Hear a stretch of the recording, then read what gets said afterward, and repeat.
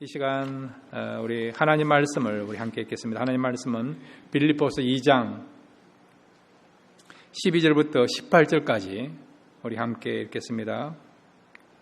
그러므로 나의 사랑하는 자들아, 너희가 나 있을 때뿐 아니라 더욱 지금 나 없을 때에도 항상 복종하여 두렵고 떨림으로 너희 구원을 이루라. 너희 안에서 행하시는 이는 하나님이시니 자기의 기쁘신 뜻을 위하여 너희에게 소원을 두고 행하게 하시나니 모든 일을 원망과 시비가 없이 하라.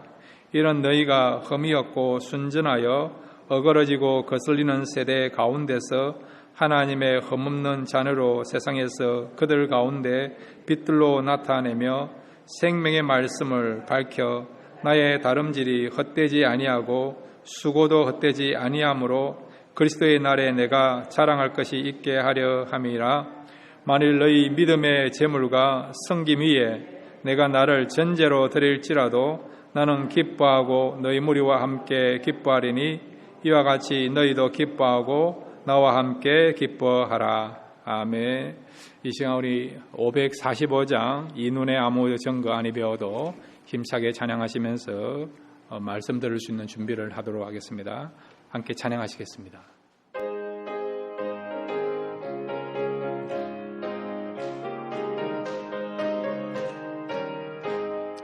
이 눈에 아무 증거 아니 배여도 믿음만을 가지고서 늘 걸으며 이 귀에 아무 소리 아니 들려도 하나님의 약속 위에 서리라.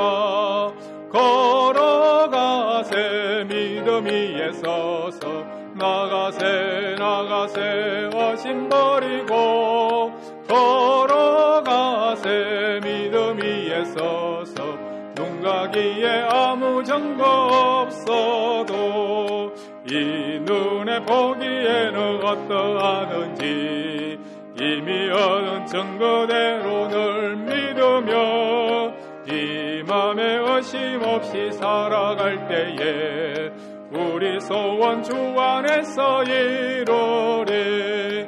걸어가세 믿음 위에 서서 나가세 의심 버리고 걸어가세 믿음 위에 서서 눈 가기에 아무 증거 없어도 주님의 거룩함을 두고 맹세하. 주 하나님 아버지는 참 미쁘나 그기야 모든 약속 믿는 자에게 능지 못할 무슨 일이 있을까. 걸어가세 믿음 위에 서서 나가세 의심 버리고 걸어가세 믿음 위에 서서 눈 가기에 아무 증거 없어도. 아멘. 이 시간 우리 같이 한 기도하겠습니다. 말씀이 우리 심령 속에 잘 박히고 또 말씀의 역사가 나타날 수 있도록 사모하시면서 우리 다 같이 한번 주여 부르고요. 함께 기도하겠습니다. 주여. 아버지 하나님 감사합니다. 말씀 듣기를 원합니다. 말씀의 역사가 나타나기를 원합니다. 하나님 말씀을 통해서 은혜 받게 해주시고 말씀이 나를 사로잡아 주시고 나를 이끌어 주옵소서.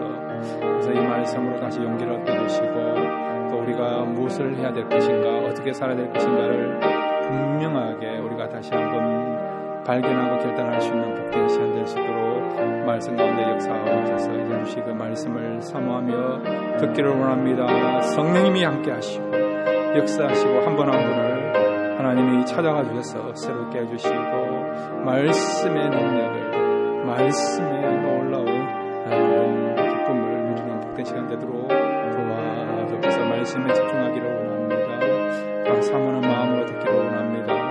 예수님의 이름으로 기도드렸습니다. 아멘.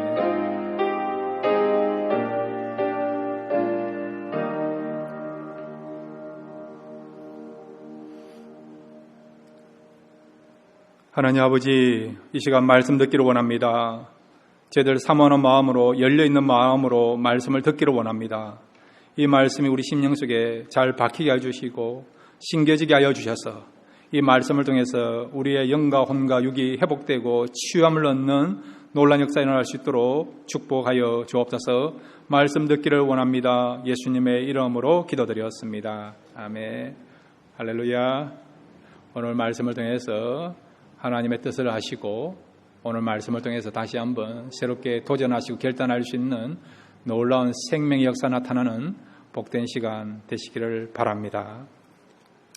자, 오늘 본문 여러분 12절에 보면 우리가 평소에 잘 알고 있는 내용하고는 좀 다르게 사도 바울이 빌립보 교회에 지금 건면하고 있는 것을 보게 됩니다. 자, 우리 12절 말씀, 12절, 13절 두 절 말씀을 우리 같이 한번 읽겠습니다. 시작. 그러므로 나의 사랑하는 자들아, 너희가 나 있을 때뿐 아니라 더욱 지금 나 없을 때도 항상 복종하여 두렵고 떨림으로 너희 구원을 이루라. 너희 안에 행하시는 이는 하나님이시니 자기의 기쁘신 뜻을 위하여 너희에게 소원을 두고 행하게 하시나니. 아멘. 여기 12절에 보면 두렵고 떨림으로 너희 구원을 이루라라고 말씀하고 있어요. 너희 구원을 이루라. 여러분, 노력하면 구원을 얻을 수 있습니까? 행함으로 구원을 얻을 수 있습니까? 여러분의 실력으로 구원을 얻을 수 있습니까? 아니지 않습니까? 구원은 우리가 어떻게 얻습니까? 은혜로 얻는 겁니다. 은혜로. 너희가 그 은혜로 말미암아 믿음을 통해서 우리가 구원 얻는 것이 구원 아닙니까? 구원은 여러분 우리가 이룰 수 있는 게 아니에요. 그래서 성경은 구원에 대해서 뭐라고 이야기하느냐? 구원받았다. 구원을 얻었다. 그렇게 말을 하는 거죠. 그런데 오늘 본문에 보면 그런 표현이 아니고요. 구원을 이루라. 그렇게 말씀하고 있는 거죠. 그럼 여기서 말하는 구원은 무엇이냐? 우리가 알고 있는 구원하고는 좀 차이가 있는 겁니다. 성경 전체에 여러분 구원에 대해서 세 가지를 말하고 있어요. 첫째는 여러분이 잘 알고 있는, 한번 따라해 주시기 바랍니다. 칭의 구원. 예, 칭의 구원. 이거 뭐냐? 바로 우리가 믿음을 통해서 예수를 믿으면 구원받는 거.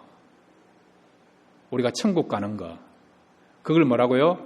칭의 구원이에요. 칭의 구원. 그래서 이 칭의 구원에 대해 성경은 뭐라고 이야기한답니까? 어떻게 표현하고 있습니까? 구원을 얻었다, 받았다라고 이야기하는 것이죠. 두 번째 구원은 뭐냐? 현실적으로 어려움을 당했을 때에 그 문제로부터 구원받는 거. 그 구원이 있어요. 주님께서 병자들을 향하여 내 믿음이 너를 구원하였느니라 말씀하지 않습니까? 물론 그 구원받은 사람은 영생의 문제도 해결됐지만 또한 현실적인 문제도 해결된 거예요. 내 믿음이 너를 구원했다는 말은 네가 보게 되었다는 거예요. 걷게 되었다는 것입니다. 문둥병자가 나음을 얻었다는 것이죠. 그러니까 우리가 살다 보면 어려운 문제가 있지 않습니까? 그런 문제를 해결받는 것도 구원이에요. 구원. 이것이 두 번째 구원이고, 세 번째 구원은 뭐냐? 한번 따라해 주시기 바랍니다. 성화구원. 성화구원. 예. 이게 뭐냐? 바로 예수 믿은 사람이, 칭의 구원을 받은 사람이 하나님 앞에 갈 때까지 계속해서 영적으로 성장해야 되는, 그걸 뭐라고요? 성화라고 하는 거예요. 성화. 성숙되어야 된다는 것이죠. 그래서 오늘 사도 바울은 너희 구원을 이루라, 이 말은 예수를 믿었다고 한다면, 칭의 구원을 받았다고 한다면, 천국에 들어갈 수 있는 그런 시민권자가 되었다 한다면 반드시 무엇을 이루어야 된다고요? 바로 성화 구원을 이루어야 된다는 거예요. 영적으로 점진적으로 성장해야 된다는 거죠. 이것이 여러분 성화 구원이라고 할 수 있습니다. 여기 구원을 이루라 말은 헬라어로 카테르 가제스타이라고 하는 단어예요. 카테르 가제스타이. 이 말은 계속해서 이루어져야 된다. 계속해서 성장되어야 된다. 그런 뜻을 갖고 있는 것입니다. 자, 그러면 여러분, 이렇게 우리가 예수 믿어서 천국 가는 거, 그걸로서 끝나는 게 아니고, 어떤 의미에서는 그보다 중요한 구원받은 그 이유, 즉 성화 구원을 이루어야 되는데, 이 성화 구원의 목적은 뭐냐? 한번 따라해 주시기 바랍니다. 성숙한 그리스도인이 되는 것이다. 예. 하나님께서 우리를 왜 구원받게 하셨느냐? 우리가 구원받아서 왜 천국을 갈 수 있도록 이 은혜를 주시고, 그 다음에 죄로부터 우리를 왜 구원하셨느냐? 그것은 바로 우리가요, 그리스도인이 되어서 이제 그리스도를 닮아가는 그런 성숙한 그리스도인이 될 수 있도록 하기 위해서, 이 목적 때문에 하나님께서 우리를 구원하셨고, 우리를 부르셨고, 우리를 성도로 삼으셨다는 거예요. 이 목적을 잊지 말라는 거예요, 여러분. 자, 여러분, 우리가 예수를 믿어서 하나님의 자녀가 되었다. 그걸 좀 어려운 말로 뭐라고 합니까? 중생이라죠. 중생, born again, 거듭남이라 해요. 거듭남이라 하는 거죠. 이 거듭났다는 의미는 뭐냐? 육적으로 다시 태어났다는 의미가 아니고요, 영적으로 다시 태어났다는 거예요. 영적으로 우리는 지금 신생아가 되었다는 것입니다. 자, 그러면 신생아가 되면 신생아 상태로 있으면 됩니까? 안 됩니까? 자라가야죠. 자라가야죠. 여러분의 자녀가 있어요. 어머니 뱃속에 있다가 이제 출산이 되어 세상에 나왔습니다. 그 여러분의 자녀가, 여러분의 아들과 딸이 그냥 계속해서 나이가 20, 30, 40이 됐는데도 젖만 먹고 있고 기저귀를 차고 있다 그러면 그것을 바라보는 부모의 마음은 어떻습니까? 속이 타되지 않습니까? 아니, 나이가 지금 20인데 나이가 40이고 50인데도 왜 아직까지도 성장하지 못해서 우유를 먹어야 되고 기저귀를 차야 되고 지금도 부모의 도움을 받아야 되는가? 그러면 부모의 마음이 안타깝지 않습니까? 이제 성인이 됐으면 성인답게 자기 일을 잘 감당하고 성장하고 성숙해져가고 책임을 지면서 그런 성인이 돼야 되고 지성인이 돼야 됨에도 불구하고 여전히 나이가 지금 어른이 되었음에도 불구하고 아직도 미성숙하다 그러면 부모는 얼마나 그 부분에서 안타깝게 여깁니까? 사도 바울이 사역했던 교회 가운데서 가장 미성숙했던 교회가 어떤 교회에 있느냐? 고린도 교회예요. 고린도 교회. 고린도 교회는 여러분 신실한 신자가 많이 나오고 동력자도 많이 배출되었지만은 동일하게 많은 어떤 미성숙하고 어려운 문제가 있었던 교회가 고린도 교회예요. 사도 바울이 고린도 교회를 바라보면서 이렇게 표현하고 있습니다. 여러분, 고린도전서 3장 1절부터 2절까지 같이 한번 읽겠습니다. 고린도전서 3장 1절에서 2절입니다. 시작. 형제들아, 내가 신령한 자들을 대함과 같이 너에게 말할 수 없어서 육신에 속한 자 고 그리스도 안에서 어린 아이들을 대함과 같이 하노라. 내가 너희를 젖으로 먹이고 밥으로 아니하였노니 이는 너희가 감당하지 못하였음이거니와 지금도 못하리라. 아멘. 영적인 아버지의 마음을 알겠습니까? 시간이 지났는데, 세월이 많이 흘렀는데 너희들이 지금 밥을 먹어야 되는데 여전히 젖을 먹고 있다는 거예요, 여러분. 젖을 먹고 있다는 거죠, 여러분. 단단한 음식을 먹어야 되는데 아직도 너희들은 어떻게 하고 있다고요? 밥을 먹지 못하고 단단한 음식을 먹지 못하고 젖을 먹는 그런 가운데 있다는 것이죠. 그래서 성장하지 못한 교회로 인식되었던 그 교회가 바로 고린도 교회였던 것이죠. 사도 바울의 그 심정을 아시겠습니까? 2절에 지금도 못하리라. 지금도 미성숙하다는 거예요. 지금도 어린아이에 불과하다는 거죠. 영적으로 태어났으면 성장해야 되는데 육신적으로 태어난 아이가 성장하는 것처럼 영적으로도 이제 본어게 되었다, 중생되었다고 한다면 성장해야 되는데 성장하지 못하고 있다는 것을 생각할 때에 그런 이야기 들리니까 사도 바울 안타까움을 가지고 고린도 교회를 향하여 권면하고 있는 것입니다. 히브리서 6장 1절과 2절에도 우리 같이 한번 읽겠습니다. 시작.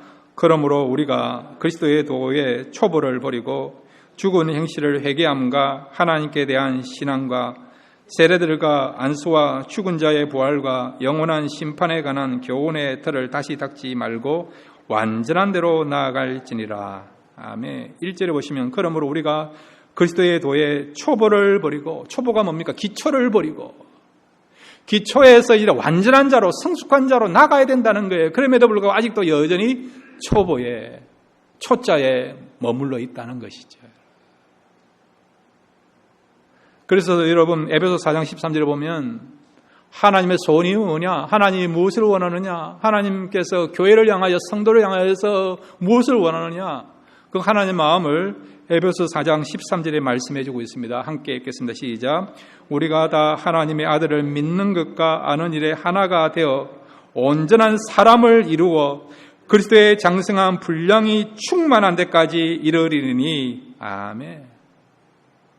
하나님을 알았다고 한다면, 예수님을 알았다고 한다면 아는 걸로 끝나지 않고요, 우리가 온전한 사람이 돼요. 온전한 사람, 성숙한 하나님의 사랑, 그리스도인이 되어야 된다는 거예요. 어느 정도까지요? 그리스도의 장성한 분량에 이를 수 있도록. 주님이 이 세상에 오셨을 때의 그 모습까지, 그런 성품을 본받고 주님의 위치까지 우리가 성숙하고 성장해야 될 것을 말씀하고 있는 것입니다. 그래서 성화 과정이 필요한 거예요. 여러분 가운데 예수를 믿는 사람들이 있지 않습니까? 확실하게 말씀하겠습니다. 여러분, 예수 그리스도가 우리의 구주이신 것을 믿으십니까? 천국이 있다는 것을 믿으십니까? 오늘 밤에도 내가 예수를 믿었기 때문에 천국에 들어갈 수 있다는 사실을 믿으십니까? 예. 그렇게 아멘하신 분들은 우리는 하나님의 자녀가 되었어요. 영적으로 우리는 born again 된 사람, 중생된 사람입니다. 그렇다면 하나님은 왜 우리가 예수 믿은 걸로서 끝나지 않고 예수 믿어서 구원받았다고 한다면 바로 데려가면 좋겠는데, 이 세상의 험한 꼴, 고통스러운 이야기, 신음소리를 듣지 않고 괴로움을 겪지 않고 그냥 천국으로 바로 직행했으면 좋겠는데 왜 남겨두시느냐? 그 이유는 뭐냐? 성화를 위해서요. 우리가 주님 앞에 가실 때에 우리의 내면이, 우리의 성품이, 우리의 영성이 주님을 닮아가는 그런 수준을 갖출 수 있도록 하게 하여, 그런 성화 때문에 하나님께서 우리를 이 땅에 남겨주신 것입니다. 그럼 여러분, 남은 생 우리가 어떻게 살아야 됩니까? 바로 하나님이 원하시는 그 목적대로 날마다 거룩해 주시고, 성숙해 주시고, 또 여러분 믿음이 성장하시고, 또 여러분의 성품이 정말 아름다운 보석같이 빛나고 보배로서 만들어지는 그런 성화의 그런 아름다운 열매를 맺어가는 저와 여러분 되시기를 바랍니다. 자, 그러면 여러분, 우리가 그리스도를 닮아가는 것이 구원의 목적이라 한다면 어떻게 하면 우리가요 그리스도를 닮아갈 수 있습니까? 성화의 그런 아름다운 과정을 우리가 잘 감당할 수 있고, 우리가 더욱더 하나님이 기뻐하시고 원하시는 수준까지 우리가 도달할 수 있습니까? 구체적으로 여러분, 이 성화의 그런 방법은 무엇이냐? 어떻게 할 때 우리가 더욱더 성장할 수 있느냐? 자, 여러분, 자녀들이 성장하려면, 육신적으로 성장하려면 어떻게 됩니까? 일단 밥을 잘 먹어야죠. 그죠? 운동도 잘해야 되죠. 믿음 생활도 마찬가지, 신앙 생활도 마찬가지. 가만히 있으면 안 돼요, 여러분. 우리가 성숙해지기 위해서는 오늘 특별히 두 가지를 소개해야 합니다. 이 두 가지를 잘 하실 때 저와 여러분도 주님이 원하시고 기뻐하시고 하나님이 원하시는 그리스도를 닮아가고 또 그리스도의 장성한 분량과 이룰 수 있는 저와 여러분이 될 줄로 믿습니다. 자, 한번 따라해 주시기 바랍니다. 구원을 이루는 첫 번째 길은 순종하는 것이다. 예. 성화 과정에서 정말 중요한 것이 뭐냐? 바로 첫 번째는 순종하는 거예요. 순종하는 거예요.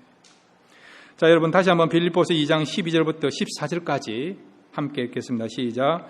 그러므로 나의 사랑하는 자들아, 너희가 나 있을 때뿐 아니라 더욱 지금 나 없을 때도 항상 복종하여 두렵고 떨림으로 너희 구원을 이루라. 너희 안에 행하시는 이는 하나님이시니 자기의 기쁘신 뜻을 위하여 너희에게 소원을 두고 행하게 하시나니 모든 일을 원망과 시비가 없이 하라. 아멘. 자, 12절에 보시면 항상 복종하여 두렵고 떨림으로 너희 구원을 이루라라고 말씀하고 있어요. 우리가 성화의 과정을 지금 거쳐 나가고 있어요. 주님 앞에 가는 그날까지 계속 성화돼야 돼요. 성장해야 됩니다, 여러분. 성장되기 위해서는 성숙한 그리스도인이 되기 위해서 어떻게 된다고요? 우리가요, 복종해야 돼요, 복종. 복종이란 말은 순종하라는 거예요, 순종이라고. 무엇에 대해서요? 하나님에 대해서, 하나님 말씀에 대해서 순종해야 된다는 거죠. 성령께서 우리 속에서요, 날마다 순종하라고 하는 소원을 주십니다. 13절에 너희 안에 행하시는 이는 하나님이시니 자기 기쁘신 뜻을 위하여 너희에게 소원을 두고 행하게 하시나니. 성령께서 우리 마음속에서요, 이렇게 순종하라고 그런 소원을 두세요. 소원의 마음을 주세요.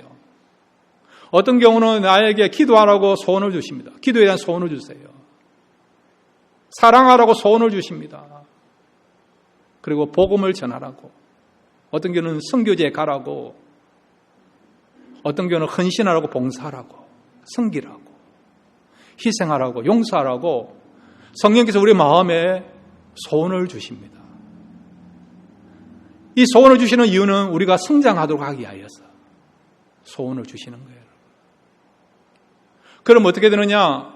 순종하시면 여러분의 삶에 놀라운 성장이 나타나게 될 줄로 믿습니다. 우리가 살아가는 가운데 나를 힘들게 한 사람이 있지 않습니까? 그 사람의 이름만 들어도 상처가 떠오르고 그 사람 뒷모습만 바라봐도 괜히 미워지고 그때 사건이 떠오르고 그러지 않습니까? 근데 성령님은 우리에게 뭐라고 말씀하십니까? 그 사람을 용서하라고, 포물하고, 기도하라고, 축복하라고 말씀하지 않습니까? 우리가 뭐라고 해야 합니까? 하나님, 나는 아직 멀었어요. 그 사람 사랑할 수 없어요. 용서할 수 없어요. 기도할 수 없어요. 축복할 수 없습니다. 수용할 수 없습니다. 나를 힘들게 한 사람이기 때문에. 그럼에도 불구하고 하나님 우리 마음속에 그 사람을 품으라고, 용서하라고, 사랑하라고, 섬기라고 먼저 손 내밀라고 말씀하지 않습니까? 이런 소원을 거절하지 않고 순종하시면 여러분의 사랑의 지경이 넓어지게 될 줄로 믿습니다. 기도도 마찬가지예요. 기도하라고 말씀하고 있어요. 교회를 향하여, 성도를 향하여, 이웃을 향하여, 사회를 향하여, 국가 민족을 향하여, 심지어는 북한을 향하여서 기도하라고 말씀하지 않습니까? 그러면요, 여러분, 기도의 지경이 넓어짐으로 여러분이 더 성숙한 그리스도인이 될 줄로 믿습니다. 하나님은 우리에게 먼저 순종할 수 있는, 순종의 걸음을 걸어갈 수 있는 그런 소원을 주세요, 소원을. 그 소원을 외면하지 않고 실천하시고 행동을 행하시면 여러분은 성숙한 하나님의 사람, 그리스도인이 될 줄로 믿습니다. 근데 여러분, 이 순종의 삶을 사는데 때로는 우리에게 방해가 되고 걸림돌이 되는 게 있어요. 오늘 보면 14절 보면 모든 일을 원망과 시비가 없이 하라. 순종하기를 원하는데 순종하려고 하는 그 걸음을 방해하는 것이 있는데 그것이 뭐냐? 원망과 시비입니다. 한마디로 말하면 불평이라 할 수 있죠. 불평이라 할 수 있죠. 이스라엘 백성들 한번 보세요. 왜 그들이 1년 안에 충분히 갈 수 있는 가나안 땅에 들어가지 못하고 40년씩 생고생 하다가 가나안 땅에 들어갔습니까? 또 하나는 이유는 1세대 가운데서 애굽에서 나와가지고요, 20세 이상 된 사람들은 가나안 땅에 못 들어갔어요. 여호수아와 갈렙 빼고는. 왜 그들이 여러분 애굽에서 나와가지고 가나안 땅에 들어가지 못하고 광야에서 죽어야만 했습니까? 그 이유는 뭐냐? 원망과 시비, 원망과 불평 때문에. 불평. 그것 때문에 성숙되지 못했기 때문에. 그래서 1세대 가운데 20세 이상 된 사람으로서 애굽에서 태어났지만은 광야에서 죽었고, 그 다음에 40년간 광야라는 학교에서 그들이 많은 기간 동안 훈련을 받게 된 것이죠. 우리가 지금 민수기 말씀을 배우고 있는데, 민수기 말씀을 새벽에 함께 나누고 있는데 보면 이스라엘 백성들이 얼마나 광야 생활을 가는데 원망과 불평한 것을 알고 있지 않습니까? 모세라는 하나님의 지도자를 세워주셔서 하나님께서 그 백성들에게 모세라고 하는 지도자를 보내어서 그 백성들을 가나안 땅과 인도하게 하신 것입니다. 근데 백성들이 뭐라고 이야기합니까? 아니, 모세만 우리의 지도자 아니냐? 우리도 얼마든 지도자가 될 수 있다. 하나님이 세우신 모세에 대해서 이 백성들이 도전하지 않습니까? 그 권위에 대해서 도전하지 않습니까? 하루는 모세가요, 하나님을 부르짖어 시내산에 올라가서 하나님과 대화하고 있었어요. 그럴 때 백성들이 뭐라고 해야 합니까? 우리를 애굽에서 인도한 모세는 어디 갔느냐 하면서 모세를 대신해서 우리를 이끌어갈 지도자를 만들자 해가지고요, 금송아지를 만들게 된 것이죠. 모세가 있을 때는 모세가 없다고 불평하고 또 모세가 없을 때는 없다고도 불평하고 그렇게 한 거죠. 그 다음 하나님께서 이 백성들에게 만나를 먹여주세요. 만나를, 여러분. 광야에서 우리가 먹을 것이 없어서 죽게 되었다라고 불평했더니 하나님께서 어떻게 하십니까? 만나를 내려주신 것이죠. 그랬더니 뭐라고 이야기합니까? 만나만 먹으니까 정력이 떨어진다는 거죠.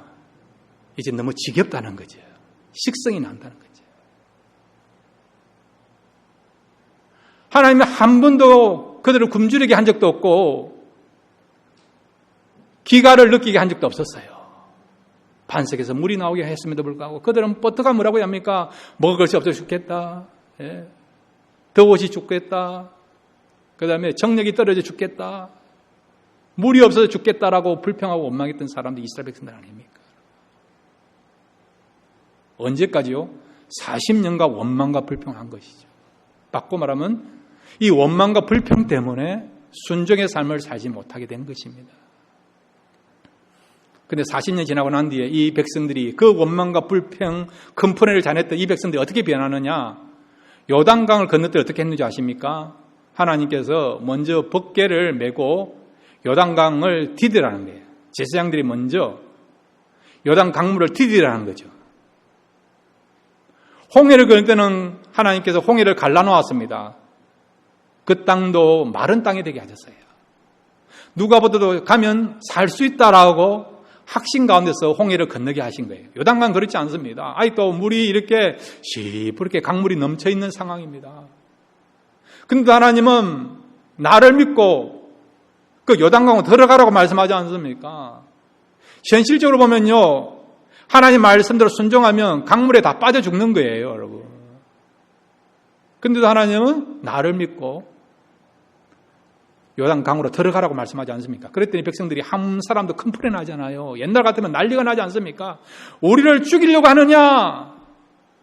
아니, 어떻게 강물이 시퍼런데 물수위가 높은데 어떻게 들어갈 수 있느냐라고 원망하고 불평하고 시비를 걸 수 있음에도 불구하고 40년간 순종에 대해서 훈련을 잘 받으니까요. 하나님 말씀대로 전적 순종하면서 제사장들이 법궤를 메고 요단강으로 들어가지 않습니까? 요단 강물에 첫 발을 디뎠더니 어떤 일이 벌어졌습니까? 요단 강물이 갈라지고요. 이 백성들이 쉽게 지나갈 수 있는 그런 환경으로, 상황으로 바뀌게 된 것이죠. 천혜의 초롱성 여리고를 정복할 때도 마찬가지예요. 하나님께서 여호수아를 통해서 명령하지 않습니까? 하루에 한 바퀴씩, 마지막 7일째는 7바퀴, 전체 13바퀴를 돌아라고 말씀하지 않습니까? 그리고 13바퀴 돌고 난 뒤에 큰 소리로 외쳐라고 말씀하지 않습니까? 그러면 이 성이 무너질 거라고 말씀하지 않습니까? 그런데 이런 하나님의 명령과 지시에 대해서 그 누구도 컴플레인하지 않아요. 아니, 이 튼튼한 성을 어떻게 13바퀴 돈다고 정복할 수 있습니까? 무너질 수 있습니까? 불평하고 원망할 수 있음에도 불구하고 그 누구도 이 부분에 대해서 이의를 달지 않아요. 왜? 40년간 훈련을 받으니까. 순종에 대한 훈련을 받게 되니까. 이제 성장했으니까. 침묵하면 침묵했습니다. 소리 지르지 않고요. 침묵하면서 13바퀴를 돌았어요. 그리고 마지막 13바퀴 돌고 난 뒤에 소리를 지르려 할 때 침묵했던 이스라엘 백성들이 와 소리를 질렀더니 하나님 말씀대로 천혜의 철옹성이었던 그 여리고가 무너지게 된 것이죠. 여러분, 여리고강은 어떤 의미입니까? 성경에서 우리가 찬송가다 보면 몇 주 후 요단강 건너가 만나리, 그런 이야기하나? 요단강 건너가 만나리. 요단강을 건너면 여리고를 만나게 되고 그러는데 요단강의 의미는 무엇입니까, 여러분? 어떤 의미에서 우리가 죽음을 말하는 것이죠. 이걸 영적으로 해석해보면 저와 여러분이요, 주님 앞에 갈 때쯤 되면, 영적인 요단강을 건널 때가 되면 이스라엘 백성들처럼 우리도 성장할 수 있다는 것, 진짜 순종할 수 있는 완전한 자리에 이룰 수 있다는 걸 말씀해 주는 것이죠. 이스라엘 백성들에게서 40년의 광야 생활은 고난이었고 힘든 시간이었고 지루한 시간이었고 인내의 시간이지만은 그것을 통해서 순종을 배우게 되었고 순종의 대가가 된 것입니다. 사랑하는 성도 여러분, 하나님이 왜 우리로 하여금 순종케 하십니까? 우리를 위해서 그렇습니다. 우리를 위해서. 이제 성장하는 말미암아 하나님이 원하시고 기뻐하시는 온전한 삶을 살 수 있도록 하기 위해서, 그렇게 하면 우리 삶 속에 기쁨이 있고 보람이 있고 진짜 행복한 삶이 우리에게 찾아올 수 있기 때문에 우리를 위해서 순종하라고 말씀하고 있는 것이죠. 결코 우리를 힘들게 하기 위해서 하나님께서 우리에게 순종하라고 명령하지 않습니다. 자, 여러분, 시편 18편 25절 27절에 보면 하나님에 대해서 우리에게 분명히 말씀해 주고 있습니다. 여러분, 하나님을 알아야만이 하나님 말씀에 대해서 또 하나님의 뜻에 대해 순종할 수 있는 거 아닙니까? 시편 28편 25절부터 27절까지 같이 한번 읽겠습니다. 시작. 자비로운 자에게는 주의 자비로우심을 나타내시며 완전한 자에게는 주의 온전하심을 보이시며 깨끗한 자에게는 주의 깨끗하심을 보이시며 사악한 자에게는 주의 거스르심을 보이시나니 주께서 공고한 백성은 구원하시고 교만한 눈은 낮추시리이다. 아멘. 하나님은 우리의 눈높이에 맞춰서 인도하시고 역사해요. 어떤 사람에게는 하나님께서 사랑으로 대하세요. 인자하게 용서하시고, 어떤 사람은 하나님께서 강하게 징벌하시고 심판도 하시고 장애물도 놓고 그렇게 하세요. 그렇게 하면 그 사람이 살 수 있으니까, 성장할 수 있고 순종할 수 있으니까, 우리의 형편과 우리의 영적인 수준에 맞춰서 하나님께서 우리를 대하시고 다가오신 것을 보게 되죠. 여러분, 나마 성령께서 우리 마음에 순종에 대한 소원을 주시면 외면하지 마십시오. 나는 못합니다. 나는 아직 멀었습니다. 그렇게 거절하지 마십시오. 하나님을 믿으시고 말씀을 믿고 순종하시면 여러분 믿음이 성장함으로 말미암아 하나님을 더 알아가게 되고 하나님을 기쁘시게 할 수 있는 그런 자리에 저와 여러분이 서게 될 줄로 믿습니다. 두 번째로 여러분, 우리가 더욱더 성숙한 그리스도인이 되기 위해서는 우리에게 주어진 또 하나의 방법이 있습니다. 한번 따라해 주시기 바랍니다. 거룩한 삶을 사는 것이다. 예, 구원의 두 번째 중요한 구원의 길은 뭐냐? 이 성화 구원에서 중요한 두 번째 길은 뭐냐? 거룩한 삶을 사는 것이에요. 자, 여러분, 오늘 성경 15절, 16절, 빌립보서 2장 15절, 16절을 함께 읽겠습니다. 시작. 이는 너희가 흠이 없고 순전하여 어그러지고 거슬리는 세대 가운데서 하나님의 흠없는 자녀로 세상에서 그들 가운데 빛들로 나타내며 생명의 말씀을 바뀌어 나의 다름질이 헛되지 아니하고 수고도 헛되지 아니하므로 그리스도의 날에 내가 자랑할 것이 있게 하려 함이라. 아멘. 여기 15절에 보시면 너희가 흠이 없고 순전하여, 그렇게 말해요. 거룩을 말하는 것입니다. 흠이 없다는 건 티가 없다는 거예요. 단점이 없다는 거예요. 흠 잡을 데가 없다는 거죠. 순전하다는 건 불순물이 없다는, 불순물이. 고대 사회에서는 여러분 도자기를 구울 때요, 금이 간 게 있어요. 아깝잖아요. 그런 거 다 깨버려야 되는데 어떻게 하느냐? 가운데 여러분 유약을 바릅니다. 표시 안 나게. 그리고 다시 한번 칠을 해버려요. 그럼 누가 보더라도 이 도자기는 완전한 도자기, 정상적인 도자기로 보이는데 햇빛에 비춰보면요, 가운데 이렇게 금이 간 것에 대해서 유약이 바른 게 표시가 나요. 여기에 순전하다만 한 것은 그만큼 우리가 티가 없고 온전하다, 깨끗하다, 그런 의미를 갖고 있는 것입니다. 한마디로 여러분, 이 성화의 과정은 뭐냐? 거룩해 가는 과정이래요. 거룩해 가는 과정. 성경 여러 군데서 하나님께서 우리를 향하여서 거룩해야 될 것을 말씀해 주고 있습니다. 자, 여러분, 마태복음 5장 48절 우리 같이 읽겠습니다. 시작. 그러므로 하늘에 계신 너희 아버지의 온전하심과 같이 너희도 온전하라. 아멘. 하나님같이 온전하는 거예요. 예수님 수준이 아니고 이제는 하나님같이 우리가요 온전하라, 거룩하라가 말씀하고 있지 않습니까? 베드로전서 1장 14절에 16절 같이 읽겠습니다. 시작. 너희가 순종하는 자식처럼 전에 알지 못할 때에 따르던 너희 사욕을 본받지 말고 오직 너희를 부르신 거룩한 이처럼 너희도 모든 행실에 거룩한 자가 되라. 기록되었을 때 내가 거룩하니 너희도 거룩할지어다 하셨느니라. 아멘. 우리를 부르신 거룩한 신분처럼 하나님처럼 우리도 거룩해야 된다는 거예요. 내가 거룩하니 너희도 거룩하라. 너무 힘들다고 생각하세요? 우리의 수준을 너무 높였다고 생각하십니까? 여러분, 그렇지 않습니다. 우리가 얼마든지 거룩할 수 있기 때문에 이 말씀을 하시는, 이 명령을 하시는 하나님처럼 거룩해야 되고요. 또 우리가 거룩의 삶을 살아가야 된다는 거죠. 그러면 어떻게 하면 우리가 성숙하기 위해서는, 거룩해지기 위해서는 어떻게 해야 우리가 거룩해질 수 있는가? 한 가지만 말씀드립니다. 한번 따라해 주시기 바랍니다. 가치관을 바꾸자. 예, 그렇습니다. 가치관을 바꾸는 거예요. 가치관을 바꾸는 것입니다. 이스라엘 백성들의 문제는 무엇입니까? 그들은 애굽에서 430년간 노예 생활을 했어요. 이제 자유인이 되었습니다. 그러면 자유인답게 시민의식을 가지고 살아가야죠. 그럼에도 불구하고 그들은 광야 생활 가운데 여전히 노예의 근성을 가지고 있어요. 노예의 근성을. 노예 사고를 가지고 살아갔던 것이죠. 그러니까 늘 원망하고 불평했던 것이죠. 저와 여러분도 영적으로 태어났습니다. 그러면 이제는 옛날에 여러분은 육신에 속해 있던, 세상에 속해 있던 세속적인 그런 삶을 살았던 그런 가치관을 버려야 된다는 거예요. 천국 시민으로서, 하나님 백성으로서 그런 가치관을 가지고 살아가야 된다는 거죠. 그렇게 할 때 우리가 거룩한 삶을 살아가는 것입니다. 구체적으로 어떻게 하는 것이 거룩한 삶을 살아가느냐 한번 따라해 주시기 바랍니다. 뜻을 정하여 살아가자. 예, 여러분, 뜻을 정하십시오. 거룩하겠다, 거룩한 삶을 살아가겠다, 진실되게 살겠다, 사랑하겠다, 기도하겠다, 말씀대로 순종하겠다. 분명한 뜻을 정하십시오.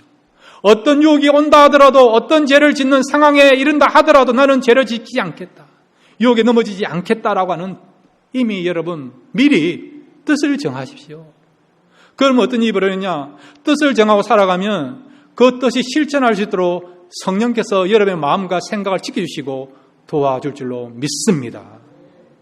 어떤 경우는 여러분, 하나님이 우리를 불쌍해서 그냥 도와주는 경우도 있지만 그렇지 않아요.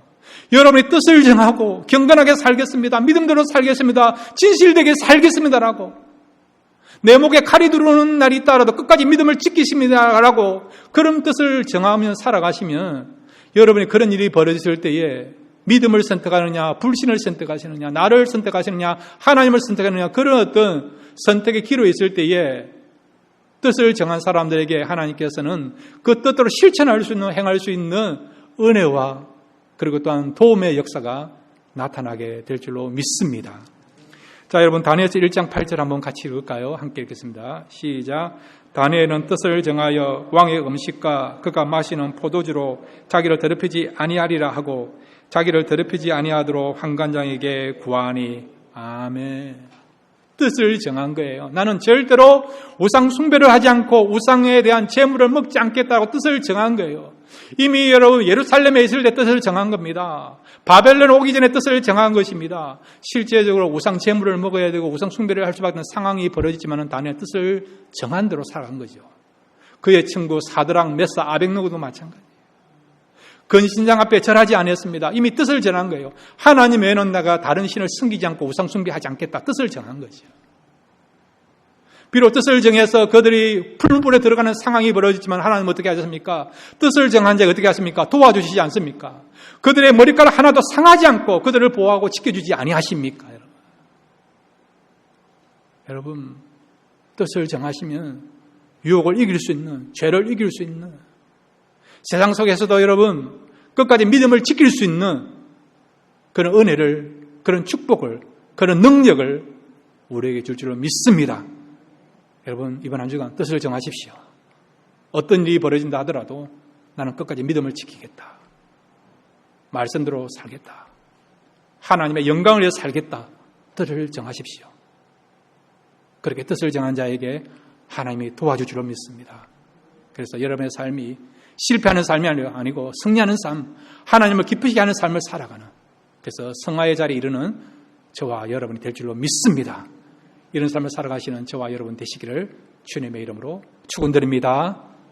이 시간 우리 다 같이 일어나셔서 한번 결단할까요? 순종하겠습니다. 또 뜻을 정하겠습니다. 결단하시면 하나님 은혜를 베풀어 주셔서 이번 한 주간 정말 여러분이 유혹 가운데서도 세상 가운데서도 낙오되지 않고 실패하지 않고 영적으로 승리하는 자에게 놀라운 축복과 기쁨과 평강을 주는 은혜가 임하게 될 줄로 믿습니다. 이 시간 뜻을 정하시고 결단하시고 순종하겠습니다라고 하나님 앞에 헌신을 고백하십시오. 그럴 때 하나님께 도와주는 역사가 임하게 될 줄로 믿습니다. 말씀을 생각하시면서 우리 다 같이 한번 주여 한번 부르고 함께 기도하겠습니다. 주여! 아버지 하나님 감사합니다. 이 시간 말씀을 들었습니다. 아버지 하나님 순종하기를 원합니다. 원망과 비평을 들고 순종하기를 원합니다. 아버지 하나님이 순종을 요구하시는 것은 우리의 성장을 위하여, 하나님의 영광을 위하여, 또 하나님의 선하신 목적을 위해서 우리에게 순종하라 말씀하고 있습니다. 그대로 순종케 하옵소서. 이제 아버지 하나님 그렇게 삶을 살아가기를 원합니다. 우리의 가치관을 바꾸기를 원하고 순종하기를 원합니다. 아버지 하나님 마음을 또 정하여서 뜻을 정하기를 원합니다. 그래서 때에 뜻을 정한 자에게 하나님이 함께 하시고 역사하시고 은혜 베풀어 주시고 우리를 새롭게 하시는 놀라운 역사가 되기를 믿습니다. 이런 역사를 경험할 수 있는 우리 남자들로 축복하옵소서. 은혜 베풀어 주옵니다. 주만 바라옵니다. 주님께 나아가기를 원합니다. 주님 축복하시고 역사하시고 은혜 주시고 축복하셔서 그렇게 주님 믿습니다. 찬양합니다. 그렇게 믿습니다. 예수님의 이름으로 기도드렸습니다.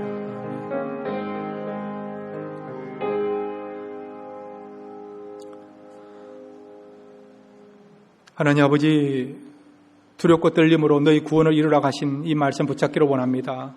이제 우리가 순종의 삶을 살기를 원하고 날마다 거룩의 삶을 살아가기를 원합니다.